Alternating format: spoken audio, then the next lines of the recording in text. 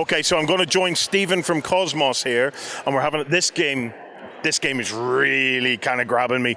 This is called Roll for Adventure. Fate lies in your hands. It certainly does. So this is a brilliant game for 2 to 4 players. It plays in just 30 minutes. You're going to be chucking dice, you're going to be defeating monsters and trying to stop the Master of Shadows from destroying the Old Kingdom.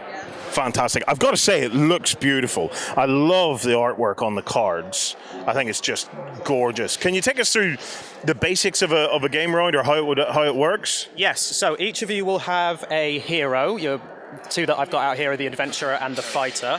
But there's up to 10 heroes that you can choose from, mix and match as you like. In a basic turn, you'll be grabbing your dice, no surprise here, and rolling them. What you'll do then is you pick one value that you've got. So I might be picking the value 3, or I might be picking the value 2. I need to look over on the board, and you can see I've got different places that I could assign in order to protect these places. So with my 2s, I could choose those for the round and perhaps sign them down here, so that I'm trying to break through the barriers there. I then pick the dice back up, and I keep on rolling, choosing one value as I go. So I might use a 5 to start making my way along the forest path. I'll use a 4 to go break that barrier there, and my last dice I'm going to throw. It's another 2, but I might put it over onto the vortex here, which I'll let you know about in a moment. So, once you've got those out there, you're always, at the end of your turn, going to be flipping out a monster. The monster is then going to attack the territory that matches its colour. Yeah. So here we have the Crypt Spirit.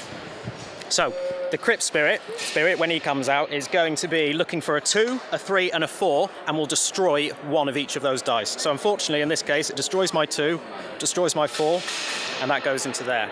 Oh, so if there had been a 2 and a 3 and a 4 in there, he would have destroyed one of each. Exactly. So this can get really, really brutal, and you can lose this game quite quickly, especially with the variable difficulty that you've got in this.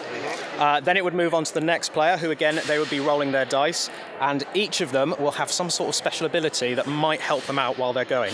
So the fighter, for instance, is the only character that can defeat monsters with a roll of a 4 or a 6. Most of the other characters can only do it when they roll a 6. So is this bit here is obviously like a turn tracker here? This is not quite a turn tracker. This is actually the health that you have got of each place. Right. So as monsters come out, this one here took away dice. If they'd not been able to, and I'd not managed to put any dice on there, when that monster comes out, instead they deal 1 damage to that territory.